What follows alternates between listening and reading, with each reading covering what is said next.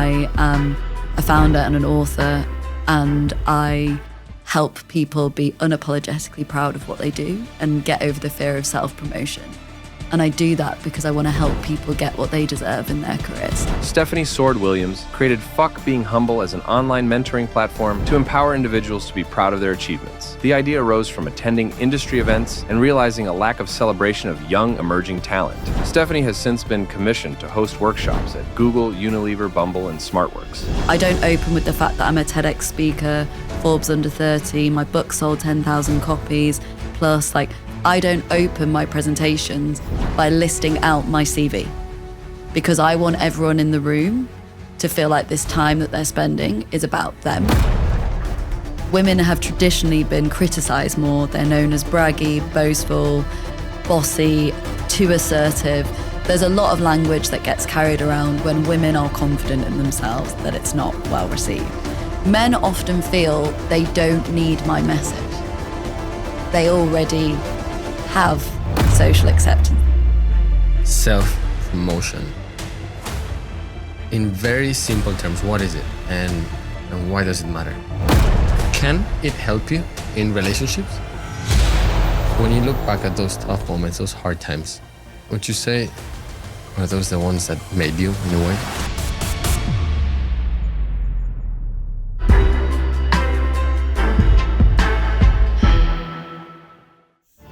Hi guys, just a quick one from me. We're very proud to partner with Bornbound, an innovative sports apparel brand. And when I choose my workout gear, I look at three things. Number one, it has to look good because it helps me stay motivated. Number two, it needs to feel incredibly light, almost like I'm not wearing anything. And number three, it has to breathe and dry very fast.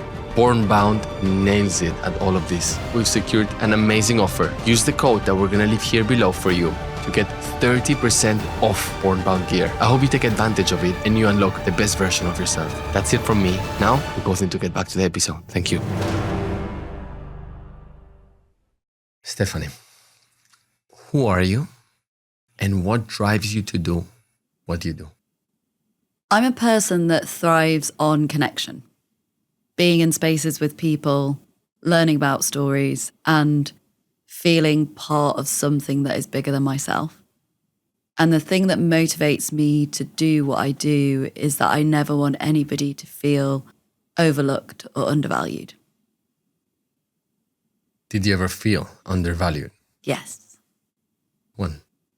Various times in my life. So I think throughout my career, for sure. I think throughout different experiences as I was growing up. And as a result, it always led me to feeling like whatever I did almost wasn't enough. I also didn't ever feel very smart. I wasn't very the smartest person in the room. I was very creative at the time. And I had quite an academic family, and they never, made me feel not smart enough, but I never felt smart enough in those situations. So I often felt like I needed to prove myself or do more or give more. I've realized recently one of my flaws is overgiving. And I think that's about proving myself and validation and those external approvals that I have had to work through. But ultimately, the desire to help other people comes from me not wanting other people to feel the same way I felt. So you felt that you were undervalued. You didn't feel like you were enough. And then at some point, you want to do something about it, and the first thing that you want to do is to make sure that no one feels in that way. All right. So when you have that calling, what do you do? So for me personally, I guess my journey hasn't been a mapped out clear route. And I think that's important to say. So when I started in my career, I worked in advertising. And a big part of what I loved about advertising was storytelling, being creative, sharing narratives, learning from different people. And the thing that I was always really drawn to was purpose-led communications. So I'm obviously quite a deep person because I wasn't bothered about creating campaigns for Nike. I wasn't bothered about a glamorous Coca-Cola advert. What I really resonated with was often not-for-profit work or campaigns or movements or initiatives that were doing good in the world. So I found that even though I didn't jump straight into the business that I run right now, working in advertising for the first 7 years, what I had a very clear aspiration to work towards was working on meaningful work. And I think that comes down to this core feeling of like wanting to put good into the world and wanting to have an existence that adds value to other people. And so even though I was working in the advertising industry, which, you know, is arguably not great for the world because we sell people products that they don't always need, I was always looking for opportunities, jobs, careers that would allow me to have that meaningful footprint on the world. And when I realized that, sadly, when you work for a company, you don't really have that much control or autonomy over what you get to work on. And if I really wanted to make a positive impact in the world, I needed to go run my own business. And that's why I started doing it. Imagine we just met in the street. We're both walking our dogs and we have this small talk. And one of those small talk questions are, what do you do? You only have like perhaps 30 seconds, up to a minute. Give it to me. What do you do? I run a business called Fuck Being Humble. All right. And then I intentionally pause because the other person is always like, did you say fuck being humble? And I say, yes, I did. And they'll either say, I love that, or they'll say, explain it to me. And I sort of explain to them that I am a founder and an author, and I help people be unapologetically proud of what they do and get over the fear of self-promotion. And I do that because I want to help people get what they deserve in their careers. How do you help them? I give them the permission to show up, act authentically, and celebrate themselves publicly. Is this in a way a sort of career advice? It's a mixture of things. Fuck being humble is a mantra. It's a mindset. It's a belief that I want people to embrace so that anytime they're going into an opportunity, a career-defining moment, a conversation, a meeting, and they catch themselves saying, I can't do this, I'm not good enough. They say, fuck being humble, I can do this. So at the very top level, it's a way of looking at yourself and looking out to the world and how you want to portray yourself. On a literal, actionable level, it's obviously a book where I offer advice, I deliver talks and workshops where I create in-person experiences, and I share a lot of content online to give daily kind of recommendations and advice that people can benefit from.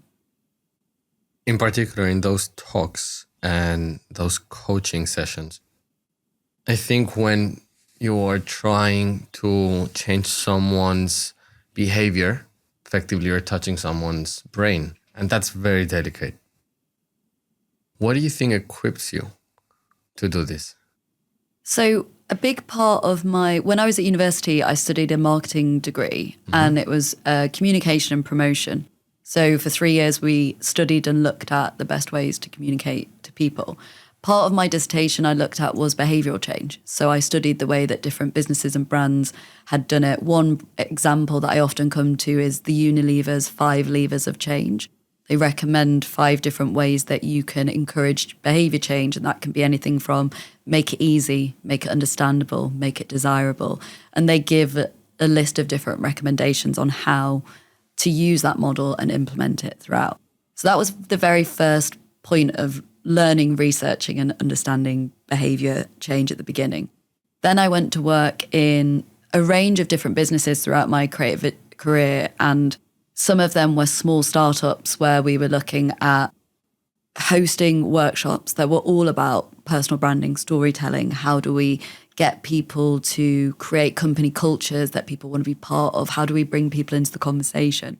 So in my first ever job, I was hosting these live workshops with teams. So I'd been trained by my boss, who at the time was also an author and had done a lot of work in this space of marketing, behavior change and culture change. And then the more I went into my advertising career, studying, observing, working with creative people, working with writers, art directors, people that have successfully worked on campaigns and programs. And then I guess as a self-taught individual, I have read so many personal development books. I only read personal development books over the years, listened to thousands of podcasts. I live, breathe, eat this world. Like I soak it all up all the time. And I guess the final thing is like the school of life, right? Like my own lived experiences. And I actually think that's what people resonate the most with is when I tell people to fuck being humble and go out there and self-promote unapologetically, I do that with integrity because I do it myself. I am not someone who was handed a trust fund by my parents and said, just go make a fun idea and turn it into a book. And I am not someone that started with a ton of contacts and I walked into the creative industry having this easy breezy life. When I moved to London, I knew no one. I knew 6 university friends, but I had no network whatsoever. And over the last 7 years of living in the city, I have worked so hard to build up this incredible network, to show up for other people, support people, be someone who really activates and works in communities, to have that network and to have that support. And so everything I do and everything I recommend, I have most likely tried, failed, or succeeded from the advice that I'm giving. And that the book was the best example of that, really, where it was, I joke, it was almost like me writing my diary publicly. I joke it's a bit like Bridget Jones's diary. It's a career book, but it's me just reflecting on every form of self-promotion that has worked, hasn't worked, things that I watched that other people did that didn't work, and things that can work for you. And so for me, it's a combination of my learned experience on the job, but also my real life examples of how I have self-promoted and how I've observed other people doing it in a way that other people could emulate or learn from. Let's say that I'm not confident at work and I want to build up my confidence. Am I going to get the same results if I go to a therapist in comparison if I perhaps attend your talks or your coaching sessions or even read your book? So what's really interesting about that question is I've been to therapy myself, and therapists are brilliant at asking open questions and getting you to reflect on what that experience has taught you, what you've been through.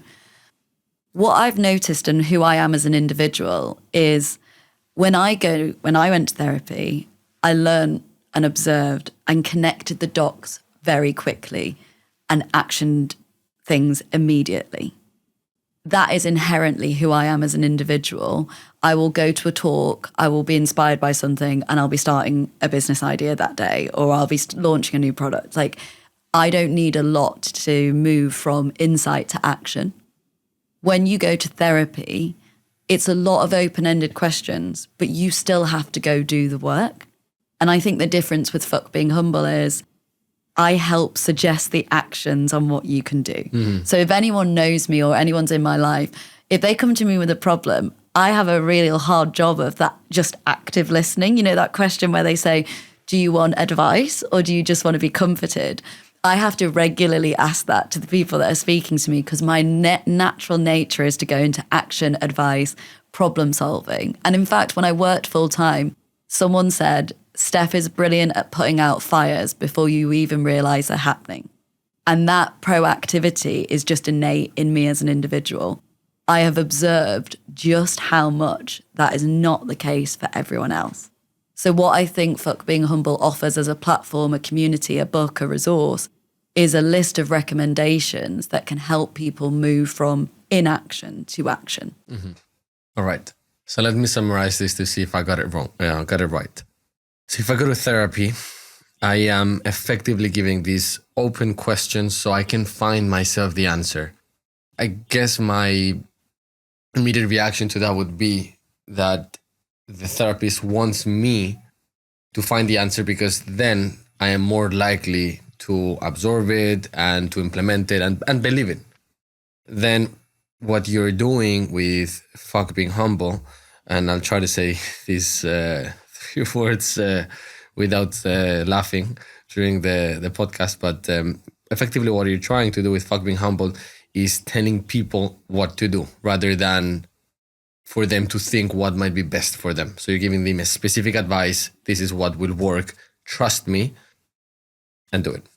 I would say what they can do, not what they should do. Okay. So there's I think a point of difference there, which is, I think you've understood it. Yeah, exactly what I was saying. I think with therapists, you can go to therapy and they can say, let's look at your lack of confidence. Why don't you speak up at work? Well, because when I was at home, whenever I did speak up, people told me to be quiet or that my opinion wasn't right. And how did that make you feel? It made me feel worthless. It didn't make me feel great. And is that the case for every room you're in? No, it's not. So should you always feel that? No. Right? So you've got to the root cause. And then the therapist is like, okay, see you, have a nice day. Yeah. Right? You're still sat. The problem with therapy, traditional forms of therapy, and I'm talking mainly about talking therapy because I know there's different types of therapy. Yeah, you come to a conclusion as to why you are the way you are. But therapists aren't usually allowed to or encouraged to give the recommendations on what to do next. Why not? So I think it's just part of their practice. I'm not a trained therapist, so I don't know the exact rules, but that's why people go to business coaches, because coaches are more encouraged to give those recommendations. So I think with Fuck Being Humble, whether you've been to therapy or not, I don't mind how you land on our channels or our content. But what I am offering is a range of examples on how lots of people can show up.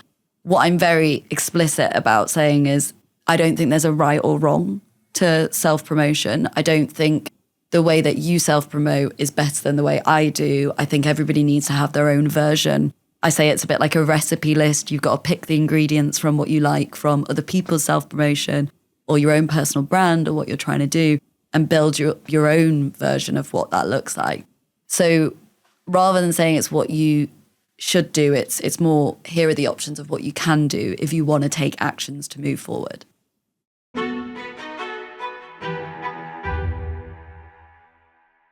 Let's talk about being humble. I was raised around some specific traits or values. And one of them, especially perhaps coming from my grandmother, was the importance of being humble.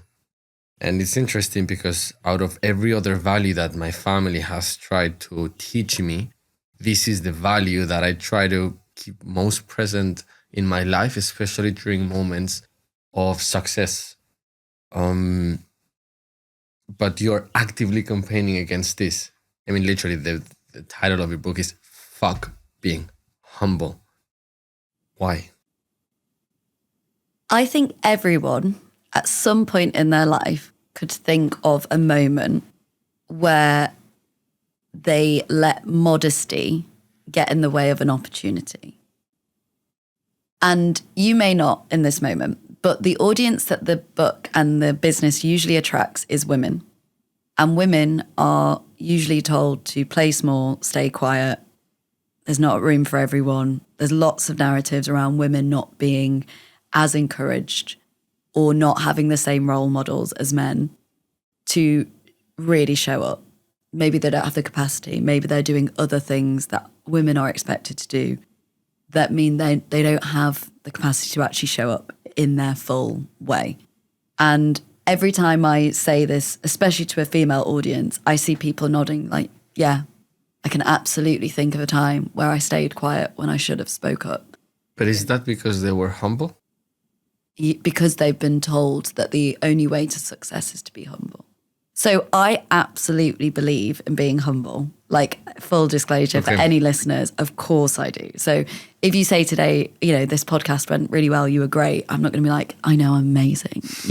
That is not the way I would act at all. I would say, thank you so much. That means a lot. And I really appreciate you inviting me on the podcast. I respect your journey, I am absolutely a humble person. But what I hate to see is people being so modest that they miss out on opportunities. So there are a lot of people who take the saying to be humble so literally that they never advocate for themselves. Can you give me an example? A really good example I can give is, let's say you work on a market stall and you're selling fruit and vegetables. When you walk past that market stall, the majority of the time, those people are saying, come get your 3 apples for £5, come get your bananas, because they don't have the luxury to not self-promote, right? They have to put themselves out there. They have to. If they sat back and said, my fruit's the best in town, or I'm just going to be humble in this moment, I'm just going to be modest, I'm going to stay quiet, they wouldn't get those people coming to them. And I think what we have is a slight disconnection where we believe you have to put yourself out there first in order to reach the success, in order to be humble, is my belief. Because you can be humble throughout your journey, of course, but that saying closed mouths don't get fed is a very true phrase. So unless somebody else is advocating for you, unless you have a door opening for you, unless someone else is doing that work for you, you could very easily get lost in a sea of people because we're all too busy being humble, because we're told that the key to success is to be humble. And if we look at the Kardashians, for example, one of the most successful families in the world, I don't think being humble is a word you would link to that family, but they're extremely successful. Now, I'm not putting them on the, gold podium of the best ways to act and perform. But what I am encouraging to people to think about is when they think about self-promotion, when they think about showing up, has there ever been a time where you wish you hadn't have talked yourself down, where you wish you hadn't have stayed quiet, undersold yourself, minimized yourself, overlooked yourself, or felt overlooked? And if that has ever happened, I want you to fuck being humble in your next situation, and I want you to go for that thing. That's really the core. It is not to create an army of arrogant people. That is not the setup at all. And I try to do a lot of my work with humility, with grace, with an approach that is likable. I was actually at a conference recently with someone, and I noticed part of my success with this business and with this is my ability to be gracious in moments, and is my emotional intelligence to read the room and read people when it comes to talking about successes. However, there was another person that I was with who was just talking about themselves, only talking about their successes, dominating conversations. It felt very self-indulgent. And actually that was a difference of this person wasn't being humble, but what they were missing was that emotional intelligence to read other people in the room. So I think when you are being less humble and you are advocating for yourself, or you are celebrating your moment, it also is important that you're observing the people in the room. I mean, my understanding is that you're trying to make people act, for them not to stay in their comfort zone and do whatever you think is right or whatever your heart is telling you to do. Now, my question, and this is where I'm perhaps challenging you, is this really coming from people being humble? Like, someone can be shy. Someone can be uncertain about perhaps what to say in a given situation, in a business meeting or in a Q&A session in one of your talks. Like, is this related to being humble in most cases? Is that what you've seen? The people that come to fuck being humble. Yeah. So I put out a message and people are drawn into the message. So the people that attend my events, read my book, yes, they are people who have felt at some point they have let modesty get in the way of what they are capable of doing. They, that's what they've come to my community for. So I know there are people that are affected by this, and a part of that is because they feel they need to show up in a certain way. So when I say the words fuck being humble, I watch their eyes light up. I watch their body change. I watch them feel like they've got the permission to go post that success on LinkedIn. And that's the type of people that come to my audience. There may be people who are just shy, and that might need a different community, that might need a different message. But the confidence that is evoked in those three words definitely uplift people to take up more space. I was very much looking forward to this episode and this conversation because throughout my career, I've very much always tried to be humble in the way that I express myself towards people that I know and towards people that I don't know. And I've done this for two reasons. And I'd like to know if you agree with this reason. So the first reason why I actively try to be as humble as possible is because the moment I feel that I am very accomplished or successful, I get this feeling of entitlement. And when I have this feeling of entitlement, it doesn't allow me to see or analyze the situation objectively. And then my emotions could be all over the place. And effectively, that's going to impact my decision making. So that's one reason why I try to basically bring myself down to earth and humble myself. And then on the other hand, in my particular case, I'm 28 years old, right? So I am young. And I've been blessed and I'm incredibly grateful to life that I am able to live a level of, perhaps I would even say, financial success due to my hard work and so on, that most likely the majority of other people that are my age are not able to or are not living it right now. So when I'm in settings where I'm with friends that are my age and they have a slightly different career path, I really try to think and be conscious and to tone down what I say of what I've done today or perhaps what's the next milestone that my company is going to achieve, because perhaps even though for me it's just speaking about my day-to-day activities and it may look like as a one-off thing that I am doing, this milestone might not be very big in the grand scheme of the things that I'm doing. Perhaps for them it's something very big and it might make them feel smaller. And this is something that I really, really don't want. And I try to actively think on what I am saying, especially in these more social settings. I don't want to make anyone feel bad. Which is great. That's a really brilliant skill to have. But when you're going into meetings with investors or you're going into career-defining meetings, you're not in that same mindset because you're having to impress them. Yeah. But the people that I help have it so ingrained in their head that they shouldn't ever promote themselves. They shouldn't ever promote their successes. Even in performance reviews or, interviews and stuff, it's like, how do I self-promote in an interview? People are worried about promoting themselves in an interview.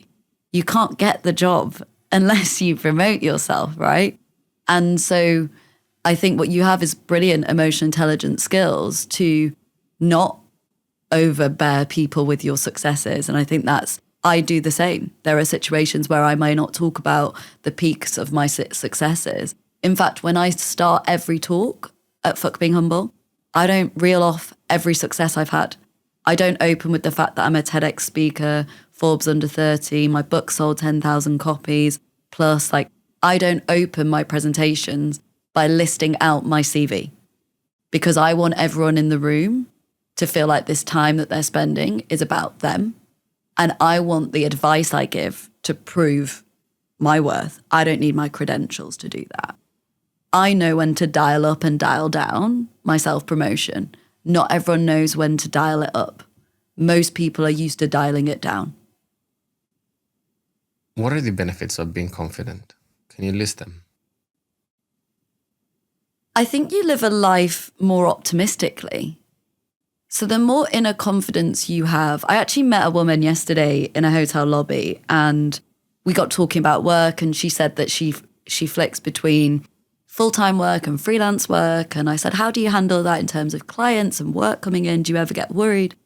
And she said, I believe good things are always going to happen for me. And when she said that, I said, do you always think that? She said, yeah, I carry this mindset that I believe good things are going to happen for me. And it sounds so simple, but I get the feeling she wakes up every day and she tells herself that, and she has been telling herself that because she has that abundance mindset, right? And when you move through life with confidence, you think more things are possible. So you are more open to try new things. You're more likely to say yes. You are more likely to put yourself forward for things that you've never tried. You are more likely to help others. You're more likely to be present as well. I think when we're less confident, we are often questioning how other people see me, what are people thinking about my outfit, what are people thinking. I know if I walk in and I am wearing something, or I feel my most centered, confident self, I'm not worrying about the external validation. I know I can be fully present with people. And whether that is present delivering work, present with people, present with your family, growing confidence allows you to have that contentment in the present moment rather than feeling like when I get to this point, I will be happy in this moment. Let's talk about that confidence when it comes to clothing and fashion. I've heard in a lot of people that if you dress up the part, if you dress nicely, if you buy nice clothes, it can help you boosting your confidence. But at the same time, I've listened to a lot of podcasts that they basically say the opposite thing. They're basically saying that confidence is something that happens within, so it's internal. And you cannot achieve real confidence with external factors, with materials that are external to you. What do you think? It's such an interesting question because I agree. I think it can work both ways. For me personally, I know if I'm wearing something I feel great in, and I feel good in myself, I feel good in my skin, my body, my hair feels right, all of those things, yeah, I'm going to do a better job. I just categorically know that. And when I've not felt comfortable in the clothing I'm wearing, let's say my dress feels a bit tight, or maybe I have felt like my hair's not in the right place, or whatever it may be, I don't deliver as well because my mind is preoccupied on those external factors. That being said, I know someone in my network who follows the Steve Jobs uniform of she only ever wears black, and her whole uniform is black. And I'm quite jealous of her in a way because the mental capacity she will have, the extra time she has to think about other things where she's not worrying about wardrobe. Like I would say one of my daily stresses is what am I going to wear today and how do I make sure that I feel present and great. I think it comes down to a few things. Fashion for me is a form of self-expression. Fuck being humble is a form of self-expression. Yeah. So if I turned up in an all black outfit, I wouldn't feel like I'm expressing myself well, because that's not an expression of who I am. I love to wear bright colours. You'll always see me in a colourful outfit. So it's actually a form of internally representing myself externally. So for me, styling myself and having that as part of my brand absolutely affects my confidence and it makes me feel better on stages. I spoke at a conference in Portugal last week and I had this red, silky, long flowing dress. And I knew that if I'd have worn it all day, I would have sat down, I would have creased in it. I had to get to the conference at 9 a.m, but I wasn't speaking till 4 o'clock. And I knew I was worried that I might spill a drink down it, or although saying I'm quite a clumsy person. And so I decided to wear a very casual outfit to the conference and take it as an outfit change. And I was worrying that I might look a bit like a diva, like who am I to have an outfit change? I'm not a celebrity. But what it made me... But fuck being humble. But what it made me do was be present. So I wasn't worrying about my outfit. Like I said, my focus was just about listening to the other speakers. When people spoke to me about their events, if people nudged into me, I wasn't worried that they were going to spill a drink on me or whatever it was. And then when I changed into my red dress for my moment, I felt a psychological shift. I genuinely felt this like stage presence. There's a really good TED talk where a guy talks about the fact that he's a pro wrestler, a semi-pro wrestler. So he works normally, but then when he steps into the ring, he has to dial up his confidence.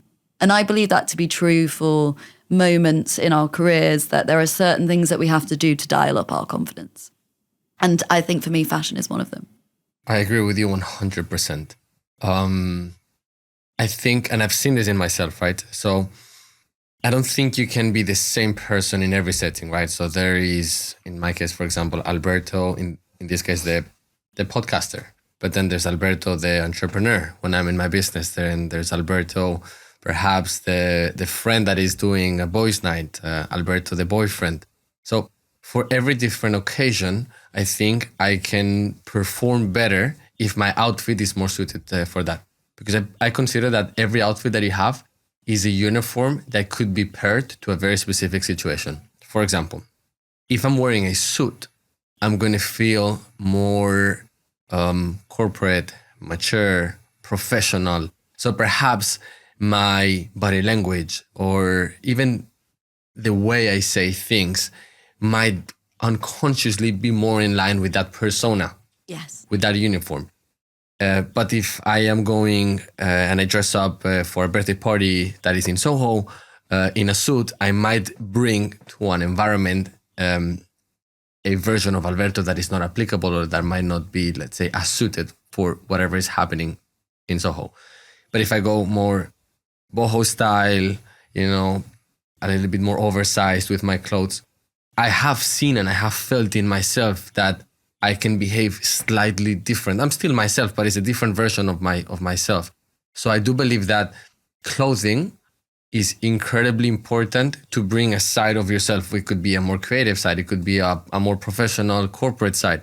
And at least to me, I say the effect immediately. So clothing is incredibly important. I'd also add to that, on the flip side, if you only ever wear casual clothes and tracksuits or, joggers or whatever that might be, and that's how you want to show up on stages or at podcasts, then also be authentic to that. Mm-hmm. The point is not that when you're stepping into a boardroom, you have to wear a suit. It's like what clothing evokes the emotion you want to feel in that space, I think is the most important thing. And that for everyone is individual and different. And that's why I think fashion is so great, because it is a form of self-expression in that way. You're clearly very good at storytelling. I mean, when you were sharing the story of you being in Portugal and perhaps maybe slipping something over your dress, I was imagining you in that specific moment. In your own words, can you describe to me what is storytelling and why is this important? So storytelling, I would often link back to like narratives, which is thinking about when you're not in the room, what is the thing that people might say or associate with you? So that's why I believe storytelling is important. For me personally, I think storytelling is like the vehicle to connecting people and making information more accessible. So with Fuck Being Humble, whether you like it or loathe it, I'm okay with that. What I know is I have bridged a gap between people who may not have ever picked up a career book to a piece of content that is now going to help them evolve and grow. And for me, that is like the most rewarding work I can do, is to take an audience who feel they need something, they're missing that support, and to be able to curate something that allows them to benefit from the education or the learning. When I was growing up, as I said, I didn't feel that smart. And one of the things, I interviewed someone recently and they said that they teach children with learning disabilities how to get higher grades at school. I said, amazing, how do you do that? And he said, well, I turn the curriculum into a song and I get them to practice the song, remember the song. They sing the song when they're brushing their teeth, they sing it when they wake up, and they go from lower grades to A stars and A's. And I was so touched by that, because what I thought was so incredible was that storytelling. They have taken a textbook that is printed, quite boring, not very engaging, and added storytelling to enable a group of people to succeed. And that's why I think I'm so passionate about this, is because I love to break down those barriers. I like to make information more accessible. And another community that I started, which is a little bit on pause, in and out, and I guess that's just a part of being an entrepreneur and running multiple businesses and having lots of ideas, is a community called This Might Help, which aims to support people who are helping others with mental health struggles, because I have helped a lot of people with mental health in my life, but I never had anyone helping me, and I didn't really know where to get advice, what that looked like. And the reason I was so passionate about starting this was because there's a group of people that need support. There isn't the content there, but if we tell a nice story that connects them to it, they may feel like they have that space and they have that community. So I think storytelling is a vehicle to connect people to information that they may not have access to, or the way the information's been presented so far doesn't connect with them. Let's deep dive into the people that you've helped through career advices, talks, workshops, coaching sessions. Can you describe this person to me? So how old is this person? You've said that it's mostly female. What is it that they do? Are they entrepreneurs? Are they employees? So just a note on the mostly female. Women are drawn and instantly connect to the message. I think men naturally have a little bit more reservations. But why? Because they, as I said, the way that women are treated when it comes to sharing successes publicly, women have traditionally been criticized more. They're known as braggy, boastful, bossy, too assertive. There's a lot of language that gets carried around when women are confident in themselves that it's not well received. Men often feel they don't need my message. They already have social acceptance. They already know how to prove themselves, all of those things. But I deliver a lot of corporate talks. So I deliver a lot of employee training, a lot of talks to companies. And there are so many men that come up to me afterwards going, you know, I didn't think I needed this, but you've just shared some really great strategies and techniques and tools. And I really thank you for that. And there's also a really interesting conversation around when you type in imposter syndrome, all that comes up is women. And I do not believe for 1 minute that men don't experience imposter syndrome. But the way the culture and the media and society tell stories, it's that women need to do more to better themselves, improve themselves, whereas men are generally just doing an all right job. So what I'm really happy with regards to my audience and the people that I teach is the message almost instantly and immediately connects with women because they have often felt they need to be quieter, they need to play small, they are not the priority in the conversation. So that's women of all ages. So that can be women who are late 60s who have messaged me to be like, God, I wish I had your book 30 years ago. You would have helped me in my career. That could be women who are 40s, middle management, trying to get to that next level, but they're in a male-dominated environment and they're struggling to push through. That could be people who are in an internship and they really want to make a good impression, but they're not sure how they can do that because they maybe don't feel the best in the room, but what can they say and do to add value? So on that side, there's lots of different factors. On the men's side, yeah, I've been really interested to see how many creative people come to my space. So a lot of people who are creative are in the industry because they're creative. They care about making art. They care about writing books. What they don't really want to have to do is marketing, is promotion, is sales, because they've been fed a narrative of if you work hard, you'll go far, which is another thing that I kind of question because there's so many people that work really hard and don't go far. And that's why the message resonates with people. When you say fuck being humble, you're right, yeah, maybe I need to be less humble and tell people more about what I do so I can go further because everybody else seems to be doing that. So I notice a lot of creative people come to me because their desire and their passion and their purpose is to create. But in order for them to be successful, they need to then sell their creations or they need to then be able to get themselves into rooms. So they're looking for that guidance and support on how to take it to the next level. And then I have a lot of business owners, founders, freelancers who they need to secure clients. They want to pitch themselves. They want to feel more comfortable at work. I have a lot of students. So I do guest lecturing. So I go to a lot of universities because I believe if we can help to limit imposter syndrome or reduce it or change the narrative about it at the earlier stages, it may not be as much of a problem as we go through our careers. Studies have shown that the gender pay gap starts as soon as people graduate. So men will ask for the higher end of the salary bracket and women will ask for the lower end. So right from the ages of 21, men start to get paid more than women. So I believe if I can go in and I can teach, especially women, but also men, because it is for everyone involved, however you identify, if we can teach people at an earlier point in their careers or their lives how to promote themselves, how to communicate their value, how to negotiate, how to network, they will see better successes. The hardest thing I hear is when people say to me, I wish I'd have heard from you sooner. Because that moment for me tells me they've missed out on something that they really deserved.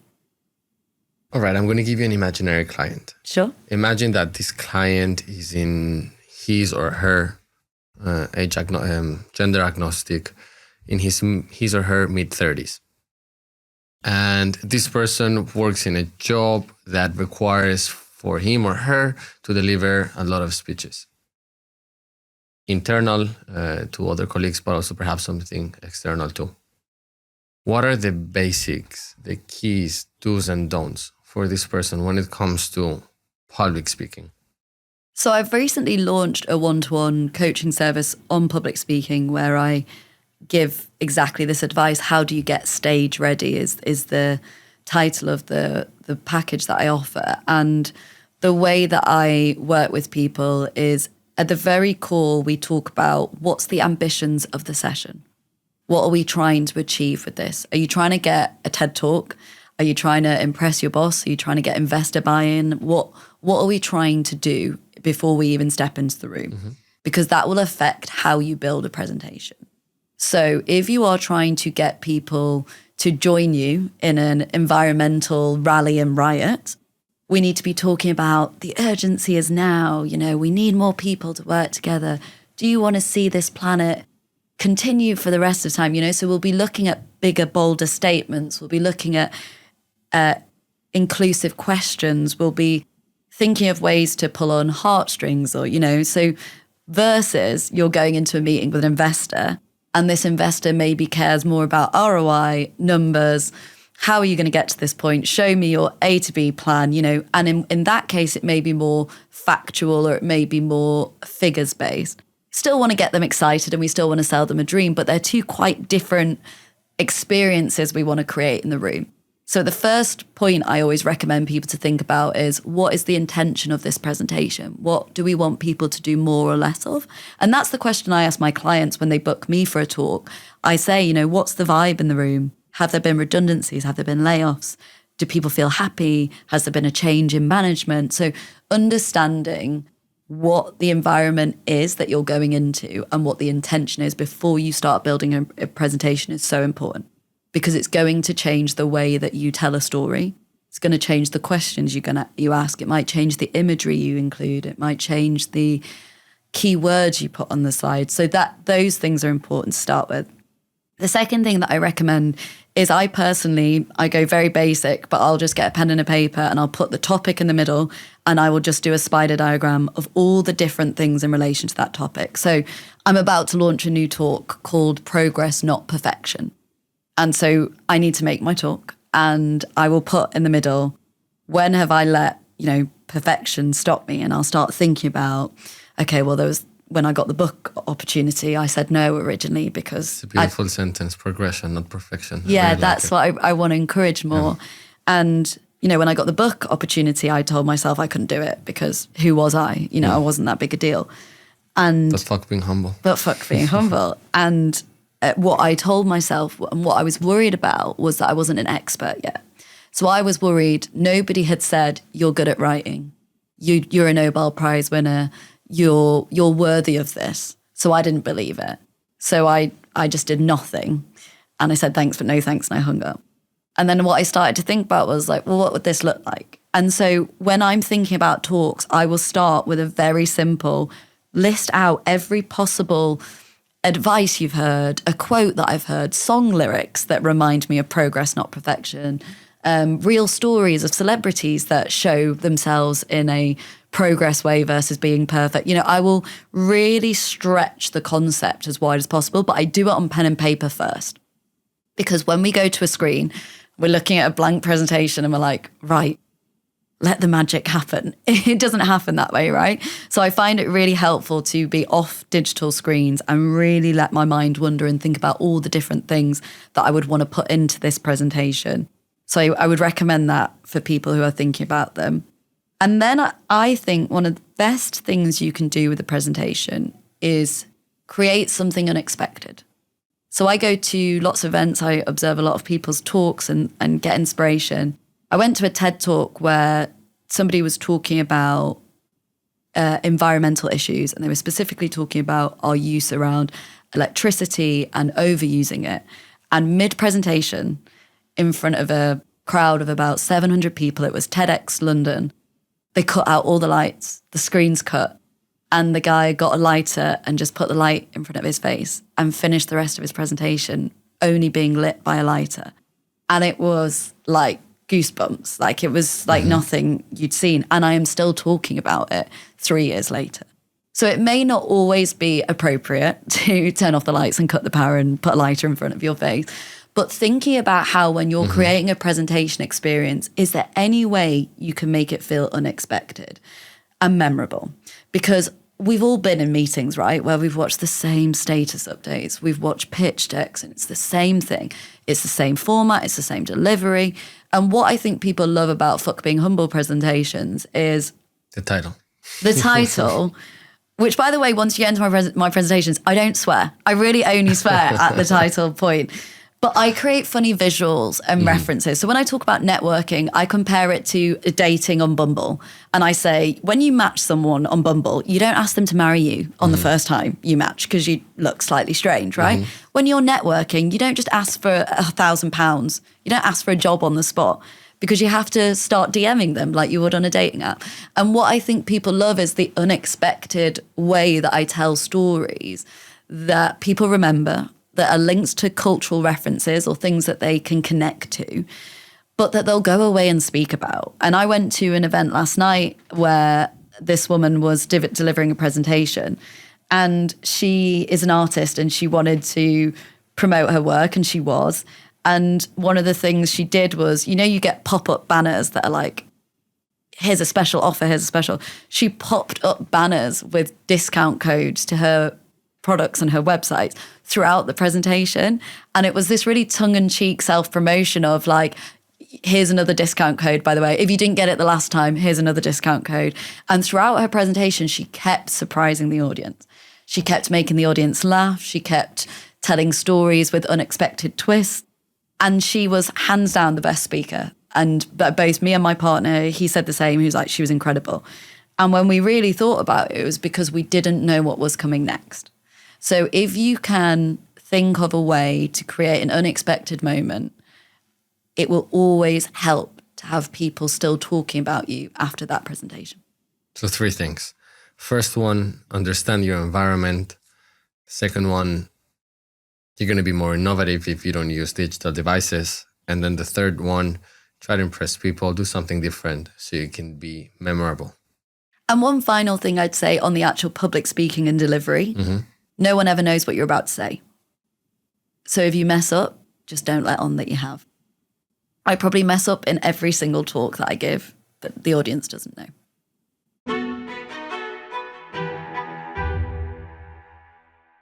You keep using and mentioning the words self-promotion. In very simple terms, what is it and why does it matter? When you break down what self-promotion means, self means I, and promotion is just an activity that supports an aim or a goal. No reason to feel arrogant or awkward for doing it. Self-promotion is just the story you tell about your successes, about your achievements, about your wins. And actually, I think if we dig a bit deeper, it's not necessarily just about your successes. I think self-promotion can be about your lived experiences and about who you are as an individual. So I went to a conference recently where Nihal Yousefian spoke, and she has been the head of HR at Netflix and lots of other big companies. And she actually talked about how our unique skills can be found if we look at the things we've been through in life, not our careers. She talked about the fact she was an immigrant. So as an immigrant, it meant she was aware a lot of the time. She would stand up for things she believed in. And she encouraged the audience to do the same. And I actually did a post on this on Fuck Being Humble's Instagram, and I'd encourage everyone to go have a look at it.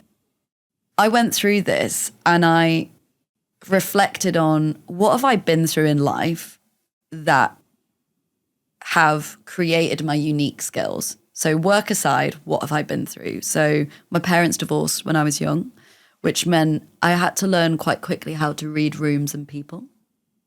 I have helped a lot of people with mental health, as I mentioned. So I am a big empath. I care a lot about making other people feel valued so that they know that they're needed and wanted on this earth. I have moved around a lot. So I definitely didn't have one home my entire life, and we moved different cities, countries. So I love adapting and connecting with people. And the reason I give this example is this isn't about my successes. These are about hard life experiences that have born or birthed my unique skills. And I shared that the other day as an example. And of everything I share is advice, but also it's a piece of self-promotion. So I was sharing this example and encouraging my audience to go and do it, but I was also showcasing the unique skills I have without talking about my successes. So the reason I expanded on that is because self-promotion, we often believe, is only about talking about our successes and our achievements. But self-promotion, you could be offering free advice every week, and that is a form of self-promotion. You could be doing a podcast every week, and that is a form of self-promotion. You could be writing a newsletter, and that's a form of self-promotion. You're not always talking about your successes. It's about doing things that raise your visibility. In Spain, and perhaps this is only related to the more socially known form of self-promotion, which is talking about yourself or your successes. But in Spain, when you speak to other friends about yourself or your achievements, the direct translation is basically they tell you, don't you have a grandmother? What basically that means is that it's usually the grandmother that speaks very highly about the grandchild. Oh, my grandchild has done this or that, and he just accomplished whatever. But you don't do that to yourself, about yourself, right? So this is something that, at least in Spain, we grew up with and we really try to avoid. Should I be avoiding it? Should I? Because it's really in me right now. I grew up with it, so. My question back to you is your grandmother in every room that you need her to be? Thank God, no. No. Now, I also have a similar grandmother. So I love my grandmother so much. But my grandparents, they adore me, and my sister and my family, and they are the most supportive, cheerleading. I can't step into their house with that. It's the biggest confidence boost is going to their house because they're so sweet and celebratory. But my grandma is not there in my investment chats or in my interviews or in my pitch proposals. Sure. And so whilst it's great to grow that inner confidence, if you don't have that hype woman or that hype girl or that hype man cheerleading you in those moments, then that only accounts for the inner self-belief. And again, what we talked about earlier is even if your grandparents are saying how brilliant you are, you have to believe that. You have to be going to communicate that, or someone else does on behalf of you.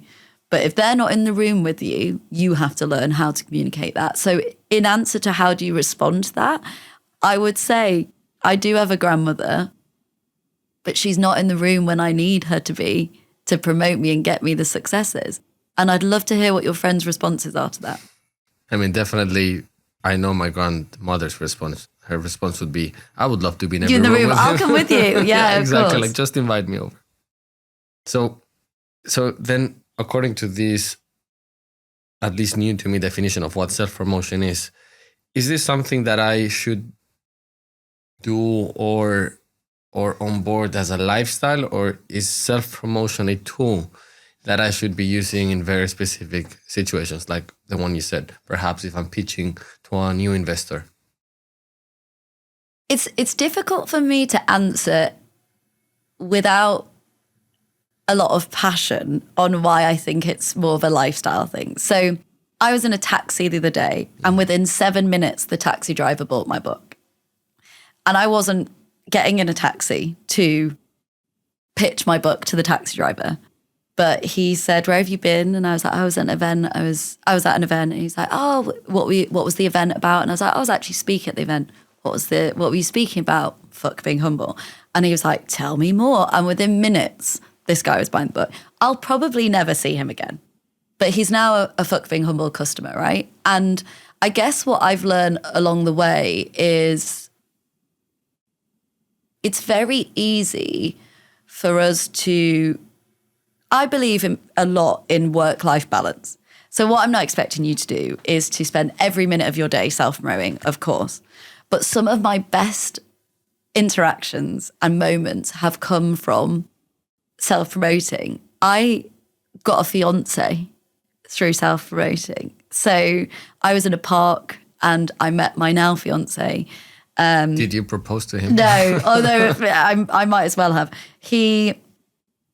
7 years ago, we met in a park at a friend's birthday, and he told me that he worked in product design. And I said, I work in video content and TV production. If you're ever looking for video content, here's my business card. And that sounds wild, to be giving a business card on a Saturday in a park, like not my coolest move, you know, like it was quite corporate, quite professional to be doing that. I genuinely gave him the business card for content purposes.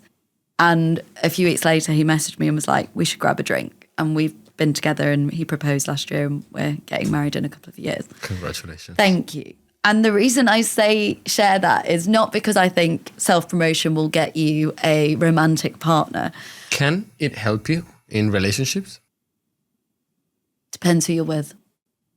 So my fiance is probably the most supportive person I know, and he is like my number one hype man and is so proud of everything I do and is incredibly supportive from the outset. And I'm very fortunate to have a man in my life that is like that, because not everyone has the capacity to show that appreciation and pride. So this means you don't need to self-promote yourself in the relationship because you're with this specific type of person. Yeah, I'm with someone who I could not be successful and they still really, you know, care and appreciate and love me. But I do also know that I'm fortunate to have met someone that respects the work that I do and the message that I put out to the world, and doesn't try to minimize me and doesn't try and put me in a box, which some relationships can lead to that.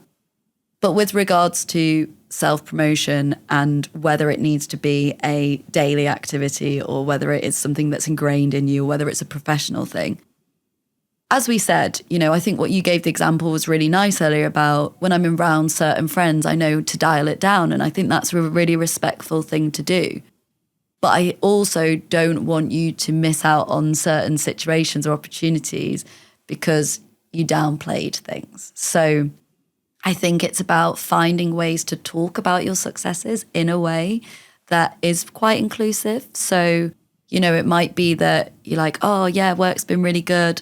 We just landed this deal, but gosh, it's really burnt me out. I felt so exhausted getting to this point. You know, it's a bit of a weird feeling because I'm happy we've got there, but it's the most exhausted I've ever been. That's a very different tone to, I've just got the biggest deal I've ever got. I'm so proud of me. Let's have shots, you know? So I think there's ways that Is that second thing wrong? Because while it's not, no. My logical brain would tell me, it can be wrong because you might be hurting other people, people that are around you. Yeah. But my emotional brain is telling me, be proud. Not only be proud, but this is the truth. Why should you hide the truth? So I think it's important to have a group of people that you can unapologetically promote and celebrate with. Yeah. And that is the secret. Yeah. And that's the thing that I've been so fortunate with, is I have my partner who, you know, if I win a big project, he's like, right, let's go for dinner. It's his recommendation before it's mine. I have friends who are like, I hope you know, like, how proud I am of you. Like, I have a lot of friends who are emotionally able to give that support. And I have, family member, you know, my dad's very supportive. You know, he will often send gushing texts about how proud he is and things like that. I have those things because I am that person to other people. So my sister recently bought a house and she was like, I'm so excited about the house. And I was like, oh my God, it's amazing. She's like, I'm so happy you said that because like I showed this person and I was like, you're joking. You finally got a house. I'm so happy for you, blah, blah, blah. And that happened. A few different people throughout that week said, I love sharing news with you. And I was like, why? And they were just like, because you make me feel excited about it. Because you make me celebrate it even when I don't think it needs celebrating. So I think two things. absolutely go find that group of people that you can celebrate with, and you just get to buy shots to just be proud, 100%. But also make sure you're doing that for other people, because that is as important. And I know not every group in my life I can celebrate my wins with. Some people I don't even talk about work with, because when I talk about work, I want people to feel that excitement with me. And I feel like if they don't, it's not worth me exposing myself to be disappointed. So I'd rather protect myself from possible negative energy and celebrate with the people who I can guarantee will be really happy for me. And that's what I think is really important, is I think we can be a chameleon in different groups, and we can, certain people you might not want to brag as much in front of. And brag, I don't mean in a negative way. I mean that I know it's fine to brag about things if you're happy about them. But certain people you can totally unapologetically, because if they succeed, you're going to be doing the same for them. So I think it's so, so important to find the groups of people that you can self-promote unapologetically with, but also have that emotional intelligence like you already have to read the room and think about how you could share that success in an approachable way. If you really do want to share it, how could I land this in an inclusive way that doesn't make people feel like they're being left behind or that I'm better than them, but I'm still able to share it with the people I care about? Throughout your work with Fuck Being Humble, have you come across, especially in professional contexts, have you come across the narrative which goes, generally people want you to do well, but not better than them. So perhaps if you're not humble, or if you are overconfident or in a way cocky, seen as cocky, it can be counterproductive, especially in a professional setting. Yes, absolutely. So I've worked for people like that, who I was a very ambitious, high achiever. I want more. I want to do this. I arguably I was quite annoying to manage. I can understand that now. And I've had people who are like, you're good, just stay where you are.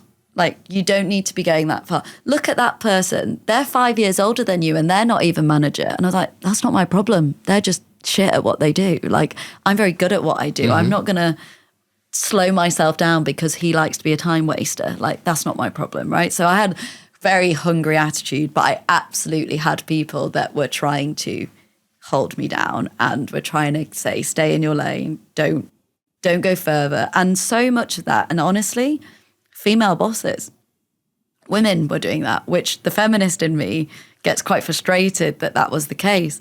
But part of that reason, I look back now, is because there wasn't a lot of room for everyone. And when we hold people down, it's usually because we're worried that there's not enough room for us all to succeed. Like, that's the worry. It's like, well, if you get that, I can't get that. Instead of looking at it as like, if you knock down that door, it's easier for me to go through next. Or if Steph managed to get that partnership, maybe I could, because we have quite similar skill sets. But instead it's like, oh, typical Steph got that partnership, right? And a bit like what you were saying earlier about people choose the narrative that suits them. They might actually not want to take action. So they'd prefer to complain, or, they don't want to push themselves to the next level, but they definitely don't want you to overtake them, right? So a lot of these things we can't necessarily control, but it's absolutely something that happens a lot and we have to be mindful of. What should you do if you're in that specific environment? So you're working for this company, and unfortunately the work culture for this company is that they want you to do well, but never better than the person next to you. Should you move? Should you do something else? Leave the company? Should you work within the company and try to change that culture? I would exhaust all your options before you leave. So probably looking back, one of my mistakes was that I used to leave companies. As soon as I didn't get what I want, I would be like, cool, I'm out the door. I don't need to wait around for this. And I'd go get another job. That was very I was a serial job hopper. So every 18 months I'd move to the next job. And now I look back, I could definitely have stayed in certain environments a little bit longer to see if things changed or move. I don't regret it because I'm here where I am and I love where I am, but I can see that I didn't exhaust all of my options. And I think if you love the work, if you love the company, if you love the vibe, then it's worth exploring that. My tip on that would be try and find a niche of your own that you can carve out that isn't about overtaking the person, but is about showing your value. So a good example of that is when I was working full time, I actually ran Fuck Being Humble as a side hustle for 2.5 years. And I had done some events at my previous company, moved to my new company, and they knew about Fuck Being Humble, so they knew I was doing events. And when I started talking about, some of the people I was interviewing, some of the things I was doing, I actually asked my boss if I could host an exhibition in our office because we had a cool studio space. And he was like, you can do, but I'm not going to give you any more money and you're not getting a pay rise and, you're not getting a promotion. I was like, no, it's fine. I just think I could add value to the company by hosting more events. We could invite our clients, we could create community. It's something I really enjoy. So it's, giving me momentum. And he was like, okay, sure. But I'm not giving you any extra resources. You go do it. I was like, okay. So I put on my first ever exhibition and it was around mental health. And it went really well. People came, it started conversations in the office.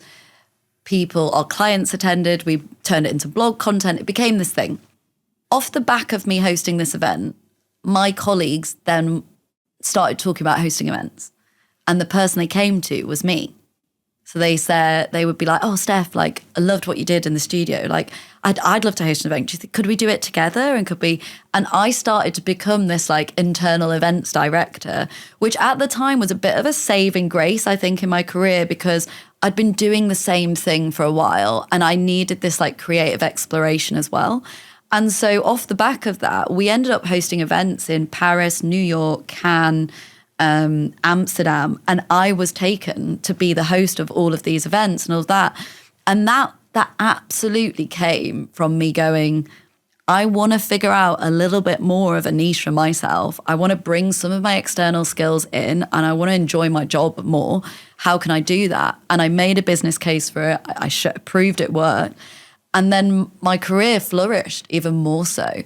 So to answer your question, to think about how do we navigate those situations where we feel like someone's saying, stay down, is try and find an alternative or a niche or something that isn't going to make them feel threatened. So I wasn't trying to take my managing director's job, absolutely not. I just wanted to carve out something of my own that allowed me to flourish and grow. And that was, I think, a really good example. And then if you try all these things that's not right, then move on. My thing is, life is too short. Your mental health is the most important. I was in the most toxic, most horrendous job I've ever been in, my first job in my career. And I stayed in it for 11 months. But if I'd have stayed in it any longer, I wouldn't be here today. I wouldn't have the confidence I have. The person I worked for had the ability to completely crush everyone that they worked with. Extremely toxic, unsafe, unhealthy. And I had that experience at 21. So I knew I would never, ever be in an environment where I felt at risk or I felt unsafe or that I wasn't being valued. It comes back to this value thing. And so my decision to move on regularly was because I had a bit of a flight or a survival mode reaction, which is as soon as I felt like that, I was out. So I think, like I said, on reflection, if you can try and make the situation work better first, but if you realize things just aren't working, people are holding you down, you're not growing, you're not in the right space, you're not in the right environment, you're not around the right people. I used to live in Manchester and I loved it, but it wasn't brimming with ideas and innovators. It lacked the excitement and the energy and, the contrast in thinkers. It felt very samey. And the minute I came to London, I was like, whoa, I feel alive. And I actually saw a video on TikTok the other day about your Thrive city, about this idea of there's certain cities you go to where you think, I can just thrive. And London was one of them for me. And New York is the next place that I'm building my business at the moment. And it's this place where I go to and I'm like, I could take on anything here. It just makes me feel alive. And I think if spaces don't make you feel that way, look to move on. How can you tell when the work environment is toxic? So in your case, you were 21 and at some point you decided to move on because you weren't happy with your boss or the colleagues around you. I've seen in friends, and I can also safely say that I've seen this also in my partner, in my girlfriend, that when they feel they're in a toxic environment, the first thing that they think of is, does this have merit? Is this really toxic, or am I maybe exaggerating? When do you know it's toxic and you say, enough, it's enough, I need to move on?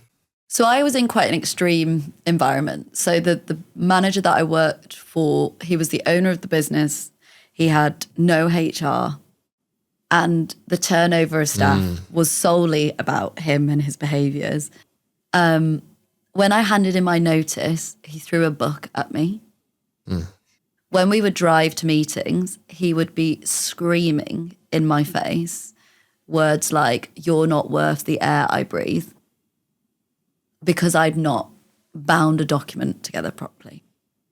So it was this extremely unacceptable environment. And he had a real toxic trait in the sense that he would also tell me I was like his protege. And he was like, "You're amazing, you're great." And then would just flip and be completely irrational and just not okay, essentially. And so that was quite an extreme place where it wasn't up for debate. Like that isn't normal. And the only sad thing for me was I was a graduate, and that at that time, we're going back like nearly 10 years ago now, there was a conversation which is, you need to stay in a job for 12 months, 2 years to be taken seriously anywhere else. And that I stayed in the job because of that mindset, because of what other people told me. And then when I went to interview for other jobs, I got 3 job offers. So it had nothing to do with being a graduate. Didn't matter that I had 11 months experience. So for me, it was quite evident that it was toxic. And I guess the signifier was I was crying every week, like beyond Sunday scary. It wasn't just Sunday scaries. It was like multiple times during the week. I was the lowest weight I'd ever been because I was going to the gym every single night to relieve the stress. And I would come out and I'd be like, the only way I can face going to work goes because I have to go to the gym. And, like it wasn't healthy. Did you need anyone that told you to quit, or it was a personal decision? Well, so what was interesting is when I started the company, all the people that I got on with, they all left within 6 months. And they obviously, when you work at a company, they don't want to taint the experience. But I'm not stupid to know that the majority of the business left. Like there was a high turnover of staff. There were only 5 people, but everybody was leaving because, and often they would be quite public arguments and things that you would see. So it wasn't even discreet, the mistreatment of staff. And so, yeah, I think my mum was actually, she has had some difficult periods in her career and she was very keen to get me out of the situation. I think it was other people that were sort of like, oh, you need to stay in longer, no one will take you seriously, all of that. But I think there must have been the turning point. But, I think some people are scared when they hand in their notice, but I was literally physically scared. And then to be attacked, essentially, was just crazy behavior, So, yeah, I think people often ask me about my confidence. Where did I get it? Where did I grow it? All of those things. And I would say I'm a naturally confident person. If you spoke to my parents, they'd say I was like putting on TV shows when I was like 6 and having my own chat show and all those things. But these experiences have so built the resilience, like sticking in that environment way longer than I needed to. And the same for every job I went into, there was always something that wasn't quite right. It was mismanagement it generally came down to the managers. And then the next job I went to it wasn't toxic, but the boss would always claim my work as her own. And everybody could see what was happening apart from her. And when I handed in my notice, she rejected my CV, my resignation letter. She pushed it back on the table and said, I don't think you've thought about this. And so it was these moments where I've just had too many of these moments in my career where I know I have a gut feeling now. And I think gut feeling is based off experiences, right? And so I think when you're in these situations, my advice to people is get a notebook and write down everything, because our minds can play tricks on us. When we feel low, we can say everything's terrible. When we feel good, we can say everything's great. I remember my mum said, get a notebook in your first job. And she said, if you fill that notebook with stories or things of what happened, how it made you feel before the year ends, you need to get out. And it was full after 3 months. It was just like story after story after thing that had happened. It wasn't the odd bit of bad behavior. So that was having this notebook where I wrote down literally what happened, how did I respond, how did they respond, very factually, not emotionally. It wasn't like a diary, a real notebook to track this. That was the first step. And then I guess this is why I often recommend people to always have an eye on the market as well, because as soon as I got those 3 interviews, I was like, oh, right. So it's got nothing to do with age, it's to how you present yourself. And I guess that's why it comes back to self-promotion. I was clearly able, even in the worst experience of like my career, I was able to project myself in a positive way. And that's the power of self-promotion, and that's the power of how you present yourself well. And so, yeah, seeing what's available is one of the first steps, I'd say, as well. Like going to see, are there other jobs available? Is the pay better? You know, when you speak to people, does that sound like toxic behavior, or does it sound like it's a bad boss? You know, things, observing it. I think the other thing is, do you notice that it's only happening to you or it's happening to everyone? And there's no right or wrong there. So if everybody's being mistreated and everyone's deeply unhappy, well, that's a sign that that's just company culture and it's not a great place to be in, right? And if it is just you, you might be being victimized or bullied, and that's also not great. But you can try and assess that a bit more rationally, I guess, rather than it being emotionally. So I don't know. I think part of my enjoyment of studying human behavior is that I study situations and I observe them a lot. And that has allowed me to scope out when I think things feel right and when they don't. I'm a firm believer that I don't think we learn anything, or very, very little, from success. I think we learn everything from failure, from those tough moments. When you look back at those tough moments, those hard times, would you say, are those the ones that made you in a way? Yeah, 100%. I don't think in the professional capacity, I think in the personal capacity. So I think the things that I've been through in my personal life are what allows me to be good at what I do now. As I mentioned earlier, there's some of the areas of like things changing out of my control and having to learn to adapt to those quite early on. It gives you a head start to prepare for when things don't go right, right? I think the common visualization of, you know, rich kids who have a trust fund and they've never had to work a hard day's life, you know, all of those things is very true, right? But if that's not been your entire journey, then you have to learn skills quicker. And so that means you are more prepared when things go wrong. I've noticed a lot, especially as a woman, actually, and then this is a bit more of a physical thing, but a friend of mine was struggling with aging as a man. And he was sort of saying, I don't like the way I look, my hair's changing, things like that. And it was quite interesting to me that they were only experiencing this change early 30s. So up until this point, they hadn't dealt with body image or their appearance or felt like they had to change in any way. But as women in particular, we are told from 12, 13, 14, you know, stretch marks, you know, change in body shapes, face, all these things that we have to change and adapt. So I think women in particular are fed a narrative and a mainstream message that we always need to better ourselves. We should be doing more. We're not quite there, all of those things. So a bit of a combination of personal life experiences, but also already living through your, you know, from the age of 12 onward, feeling like you need to do more, be more, say more. Like there's this expectance to show up differently, or that we are not quite perfect yet, is something that I think affects women more than men. And I think that in turn makes you push yourself in certain ways. I'm going to go back to self-confidence and selling or self-promoting yourself. Sometimes you can be seen as fake when you self-promote yourself. And this brings me to fake it until you make it. What do you think of fake it until you make it? I don't love the statement, which might be surprising to hear from me. In my book, I talk about blag now, worry later. So it's a riff off fake it till you make it.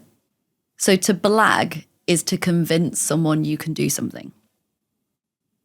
And I encourage people to blag now, worry later, because if you can convince someone, yeah, I can do it, and then figure it out, and you worry later, you figure it out, you're good, right? You can always find a way to figure something out. But if you go into a situation feeling like you're faking it, it creates this disconnect. You're constantly worrying you're not good enough. You're constantly questioning whether you are living up to the version you said you were. And for example, when I was starting to host events, I would be like, the event will be a sellout, right? I will get people, so many people will be here. It will be great. I wasn't faking it. I was blagging it to the event organizers. In my head, I'm like, I've never run an event. I don't know how I'm going to get 100 people here sort of thing. But I was convincing them that I could make it happen through the self-belief that I will make it happen, right? I didn't need to embody some different person. I didn't need to turn up in wearing like head to toe designer gear and fake it like, yeah, I've got loads of money, this will be fine. In that moment, I just had to convince people I can do this and then go away and figure it out. And the reason I like blag now, worry later is we often don't need to worry later. We can do the thing that we need to do. We just have to believe that we can. Whereas I think fake it till you make it can send off a message that you're never really being your authentic self and you're never really showing up as who you are because you're faking it. And that's not what Fuck Being Humble's about. That's very interesting because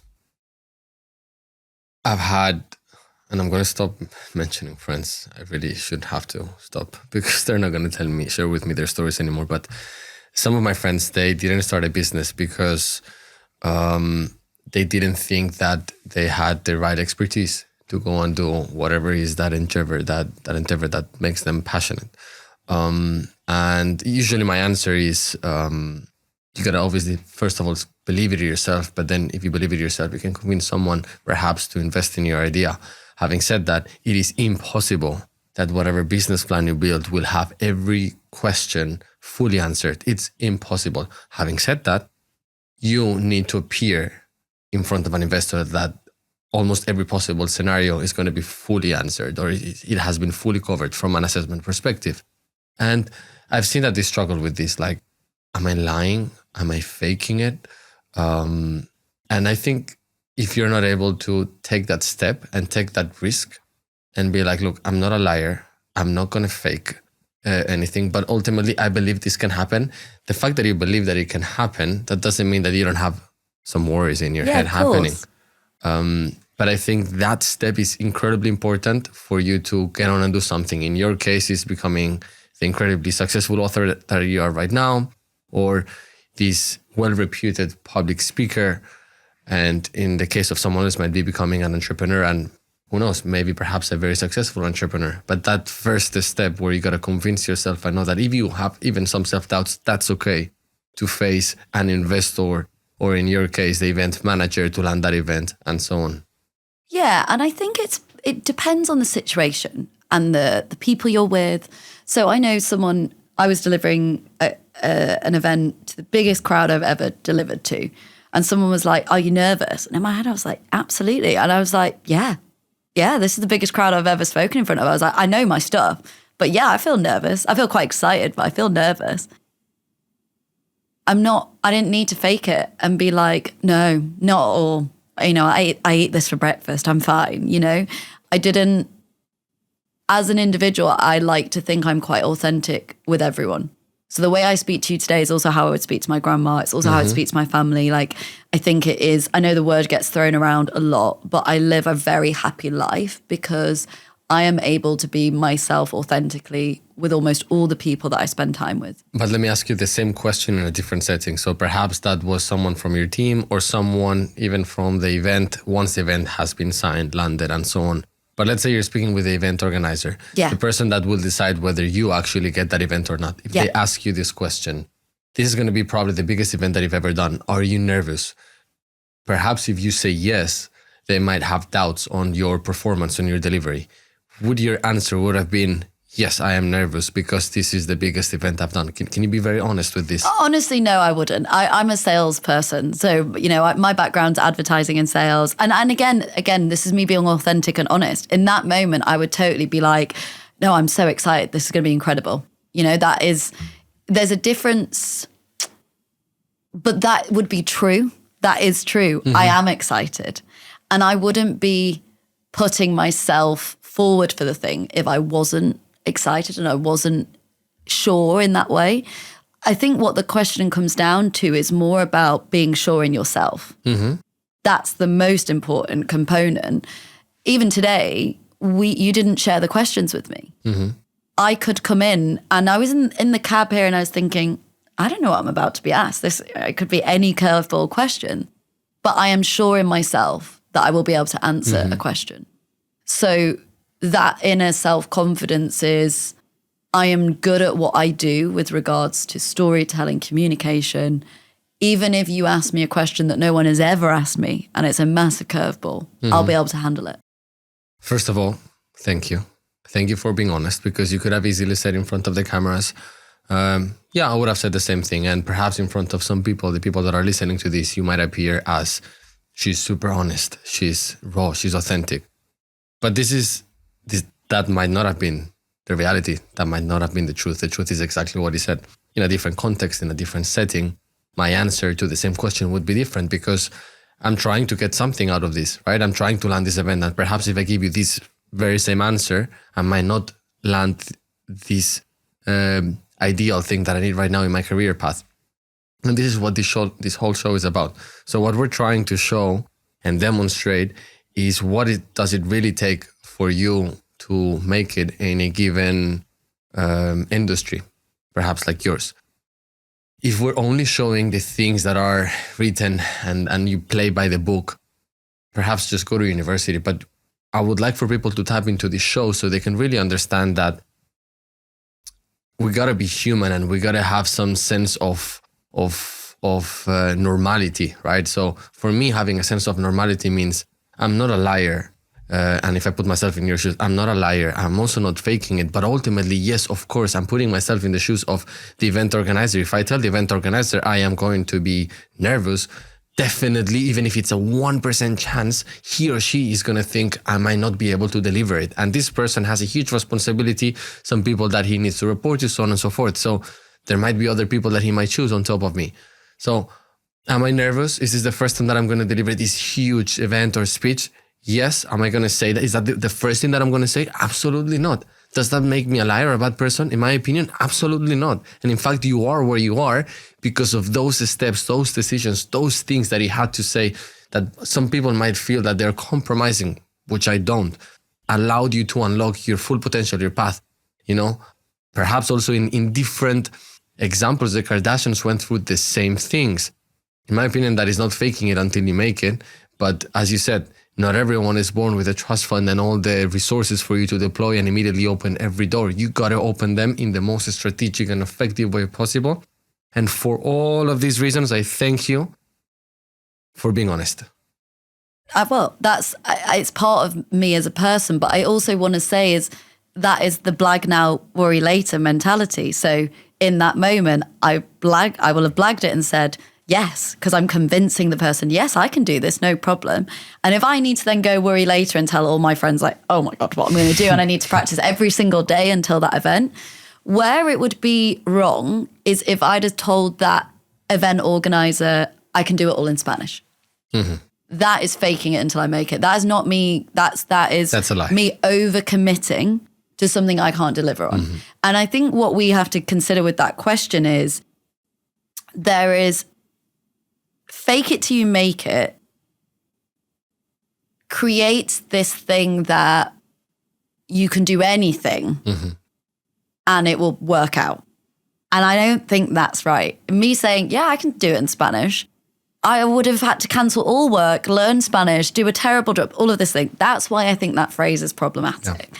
So I think it's also understanding your bandwidth of what are you actually committing to here.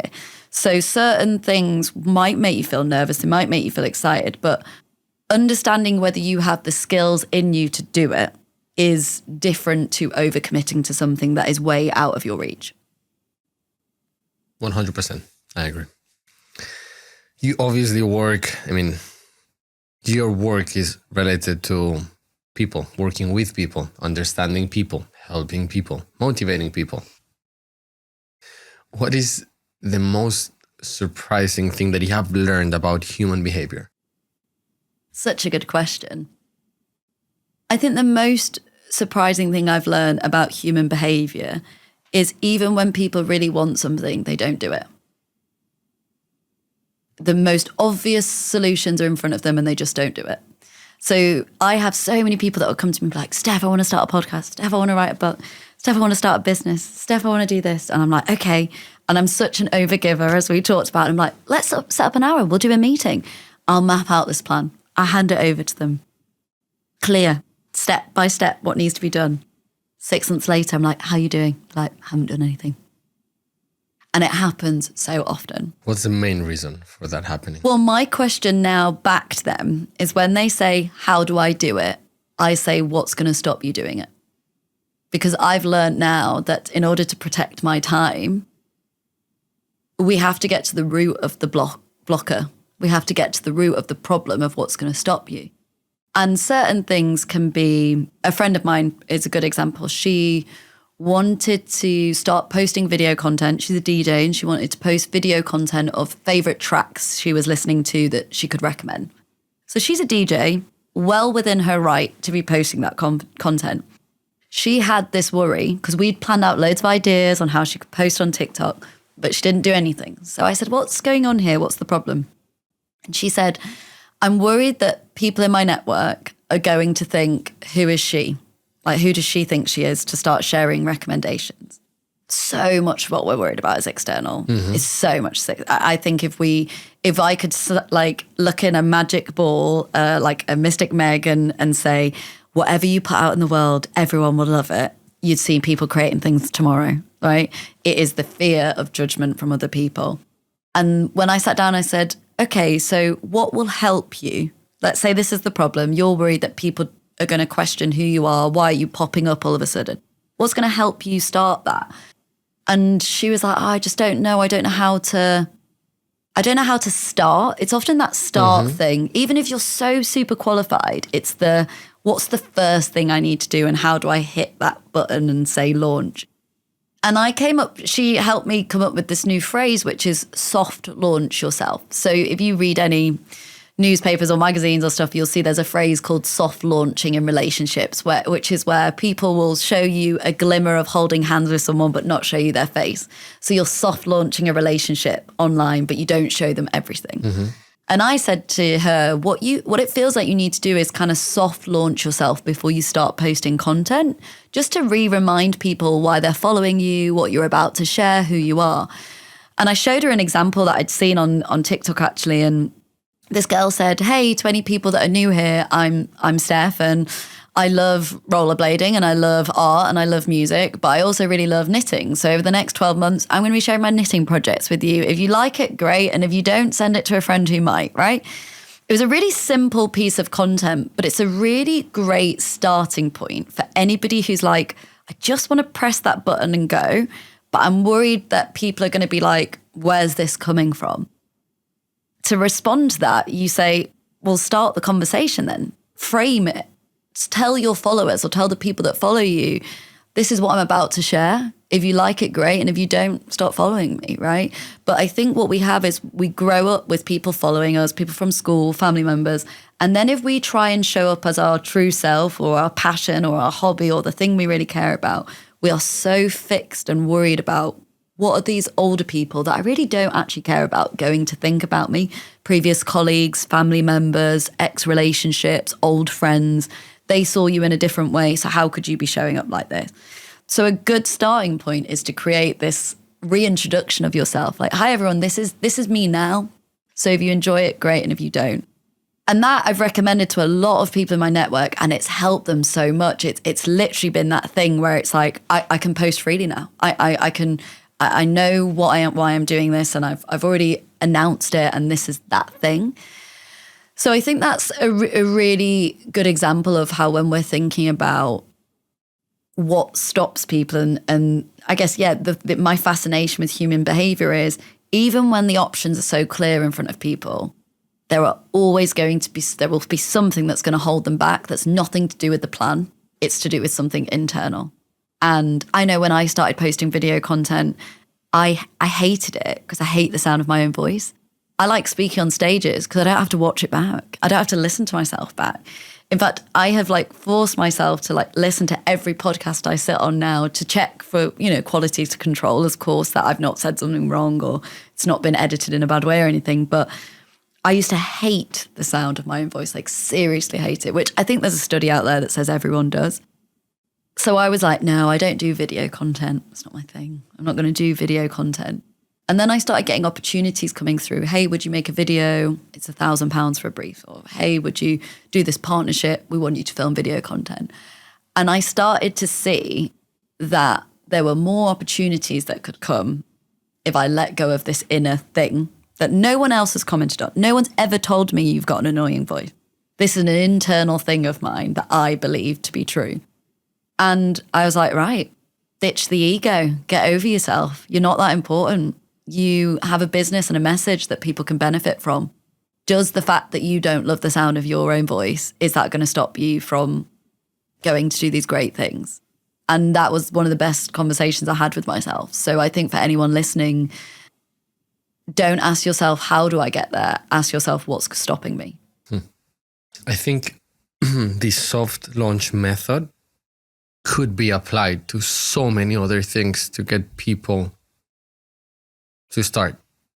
Because I agree with you. I am a firm believer that going from 0 to 1 is much harder than going from 1 to 100. So getting people on that 0 to 1 in whatever it is, it's incredibly important, whether it's building a business and starting your business, or whether it's starting a healthy diet, or even quitting smoking, right?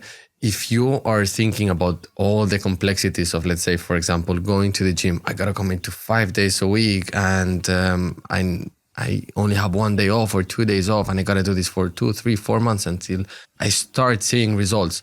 I'm not going to go and show up on the first day because it sounds very complex. I think your soft launch methodology is effectively simplifying it, making it easier for us to digest and smaller, and say, okay, I might not be able to commit to this whole thing, but I can do this smaller one. So I'm just going to show up tomorrow to the gym and see what happens. Or I want to quit smoking. If the first thing that I think of is I can't smoke for the rest of my life, you're definitely not going to quit. But think, I'm not going to smoke tomorrow, and let's see what happens. Yes. And I think I think it's a really good point. I often joke, I professionally, I wouldn't even say strict, but I know I'm very good at being professional in that way. Personally, I'm not that healthy. I don't have a great diet. I need to be a healthier person. I need to exercise more. If you look at my career versus my personal, I'm not 100% giving the same energy. And something that's really helped me recently is just asking myself, what would a healthy person do?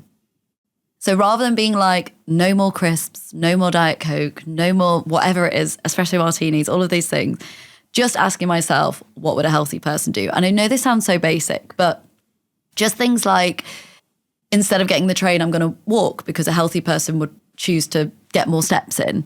Rather than be like, I've got to do 10K every day, it's 10K steps. I'm just going to walk to this place instead of getting on the bus, which I normally do.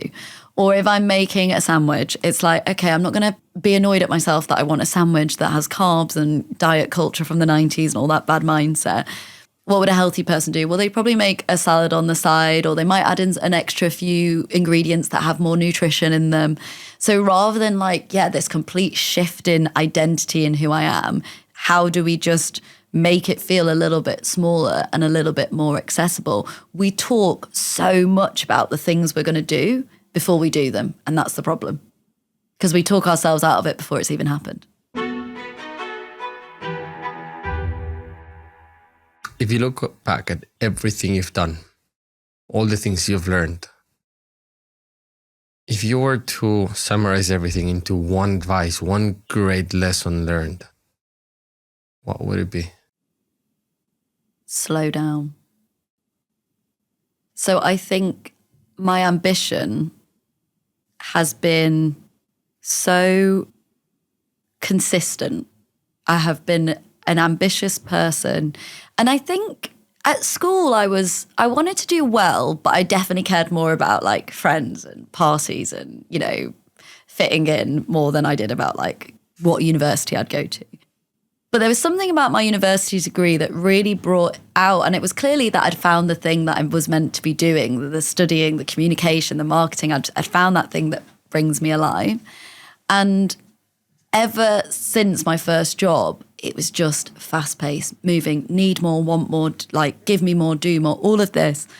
And I think now I run my own business, the thing I enjoy the most is like freedom and space and having the space to think about things. And I know we talked about this earlier about what it means to run a business. I am actively not going for investment. I am actively not hiring a team. I am actively not trying to scale my business to be a £5-10 million business company, right? Like I am actively doing things that are more about slowness and being in the present and enjoying the moment and not striving to this, when I get to this point, I'll be happy mindset, which is so flawed. Everyone I know that is unhappy has that mindset. Mm-hmm. And really trying to soak up and enjoy the present moment. And I think the other thing that I've observed this year, I've had a really difficult year personally, and I have learned what capacity means. So for me, I used to say yes to everyone, to everything, not even in a people-pleasing way, but more in a like, don't want to miss out on the opportunity. Must say yes. I must go to that networking event because I could meet someone. I must say yes to this opportunity because it might open this. Like I had this like, I don't want to miss out. I'm so hungry for this. And this year I found myself not having the mental or physical capacity to say yes to everything.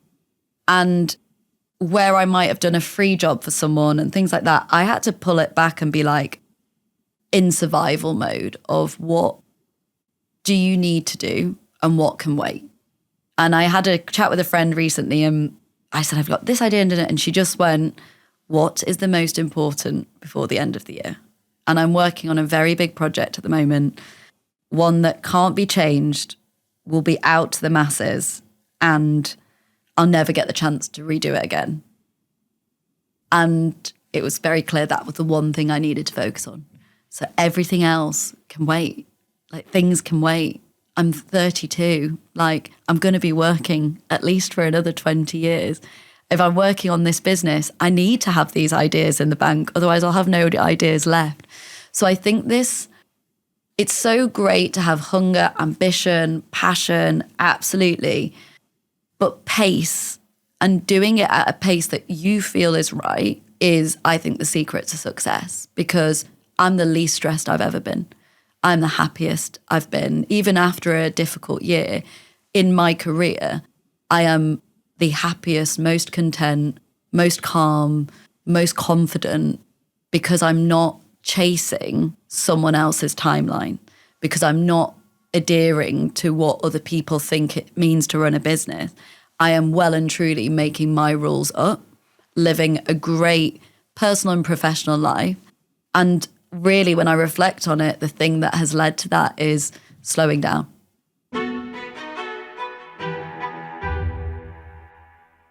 How would you define success?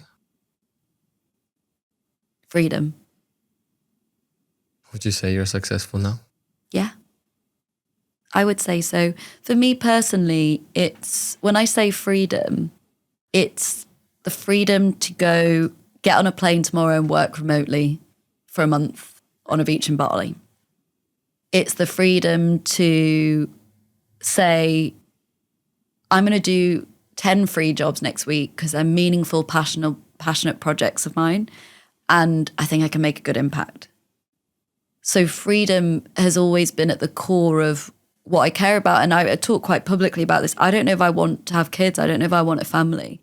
And a big factor to that is freedom, because I feel I want this freedom to live and experience life on my own terms. Now that might change and it could do in the future. But one of my core values is freedom. And so again, with the decisions I make about my business, I've considered running things like community groups. So having a Slack channel or a space where people can speak and connect. But that doesn't actually live into my freedom value, because it means I'd be a community manager responding to messages every single day. And it means I'd have to keep that up. And actually businesses that have that generally have a dedicated community manager. They also have a marketing director. But when I wear so many different hats in my job, because there is no one else helping me run the business, I have to make decisions on what allows me to live my life with a level of freedom that I'm happy with. So to be able to take this Friday off because the diary's not busy and I just fancy a long weekend with my girls, like that's success. It's not having my life dictated by work, but work enhancing my life.